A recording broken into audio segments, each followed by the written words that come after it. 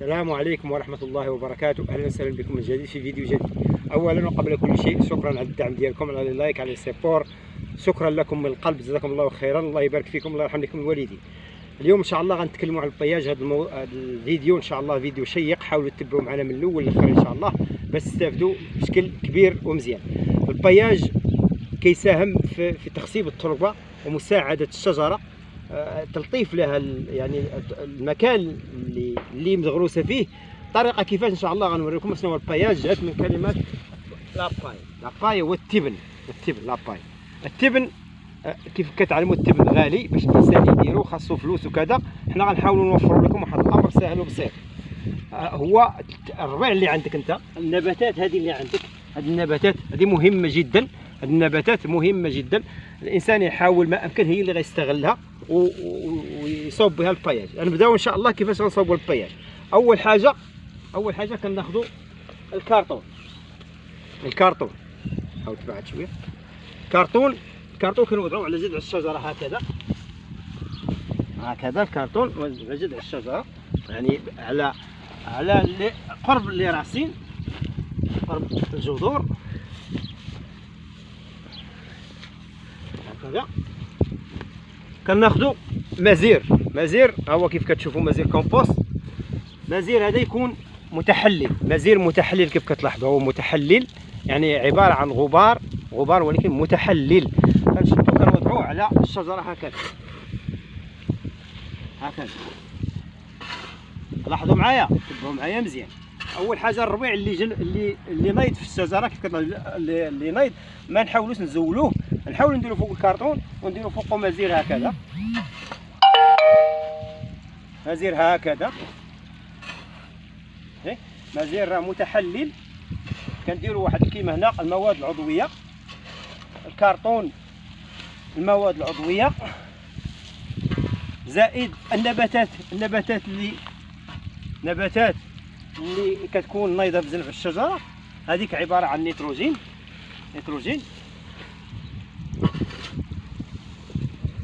كملوا هكذا. كنديروا الكوش الاولاني هكذا، بعد ذلك ناخذ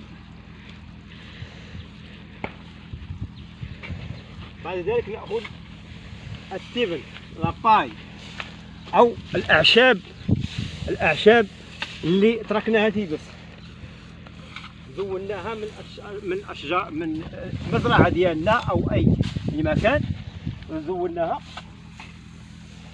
ووضعناها حتى يبست هكذا.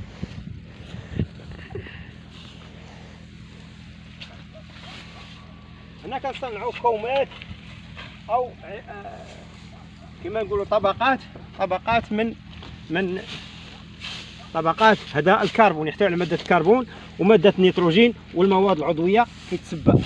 هنا العناصر عندنا كلها متكامله للشجره.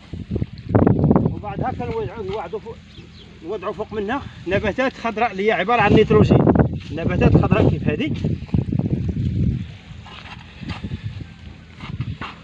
عباره عن نيتروجين كيف كتلاحظوا. هنا درنا جميع العناصر اللي كتحتاج الشجره في تحسين التربه ديالها، وفي نفس الوقت المواد اللي تحلل باش تستافد الجذور.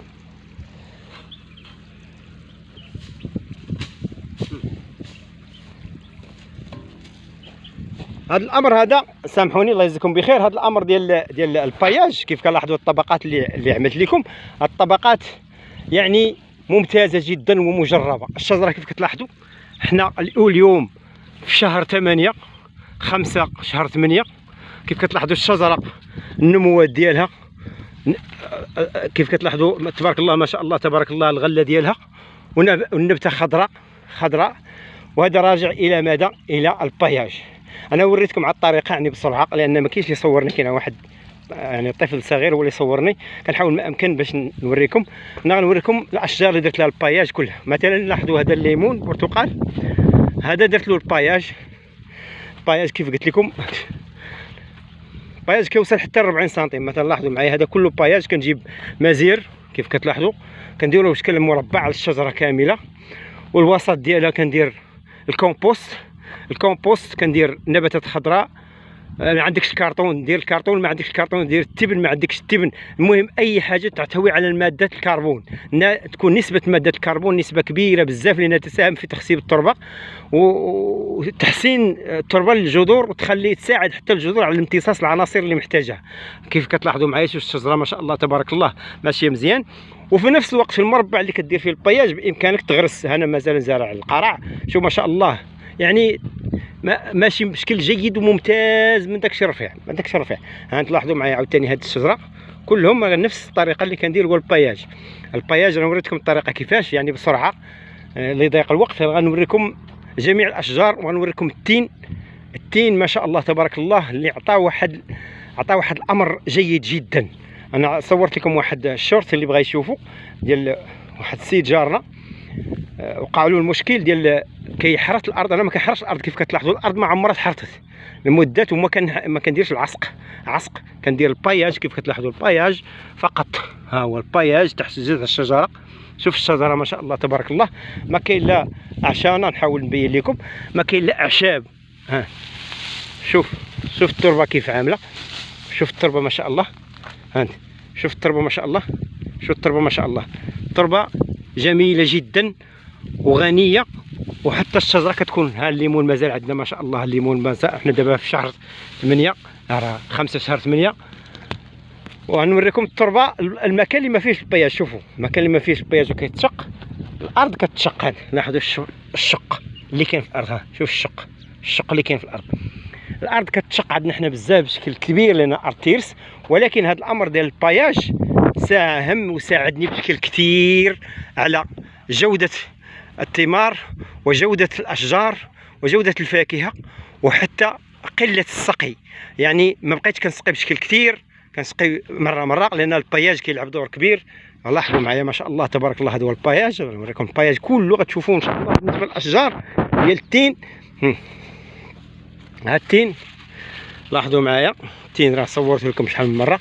ها الشجره مازال النموات ديالها مازال غاده، حنا راه في شهر 8 دابا. شوف تبارك الله، شوف تبارك الله ما شاء الله تبارك الله، شوف ما شاء الله تبارك الله. يعني التين ماشي بشكل جيد. ندخلكم لداخل الشجره. داخل الشجره هو هذا، داخل الشجره هو التبن. الطريقه اللي قلت لكم البياج هو مزير، والتبن او الاعشاب خليها تتكرم، والاعشاب الخضراء مهم طبقات. لاحظوا معايا نوريكم ان شاء الله فيديو ممتاز جدا، وبحكم التجربه ديال الاخوان والله الذي لا اله غيره تجربه ممتازه جدا.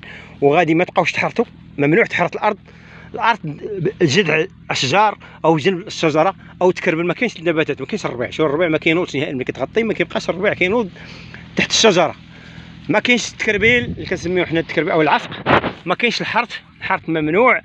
المهم الشجره كتمشي، لاحظوا معايا شوف الورقه خضراء جيده ممتازه. شوف الاوراق ما شاء الله تبارك الله.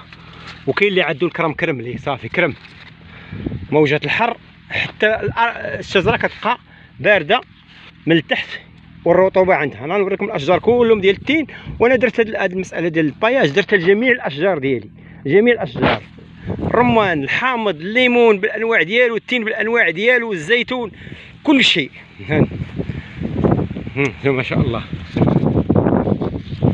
ها البياج، ها شوف الشجره كيف دايره من التحت. ها والغله ما شاء الله تبارك الله، والبروده سبحان الله العظيم. الشجره ها شوف الغله حتى تحت الشجره. ها نوريكم هذا ما شاء الله تبارك الله. شوف التين، شوف التين. ها شوف الظل كيقول لك شمس الشجره باش تجي عندك الفاكهه. شوف ما شاء الله تبارك الله احسن الخالقين. شوف كتحس بواحد الكليماتيزور تحت الشجره والله العظيم. الى كليماتيزور بارد سبحان الله العظيم. تنتكلم على هذا الموضوع ديال الامر اللي كدير الشجره ديال تلطيف الجو. الشجره تلطف الجو وتلطف تحتها على شكل يعني بخاخ يبخ الهواء الطيب والجيد. المهم كيف كتلاحظوا معنا هانت شوف جميع الامر ديال البياج هو هذا. ان شاء الله ارجو من الله عز وجل باش تكون استفدتم من هذا الفيديو ومن هذا الامر. تحياتي لكم جميعا والسلام ورحمه الله وبركاته.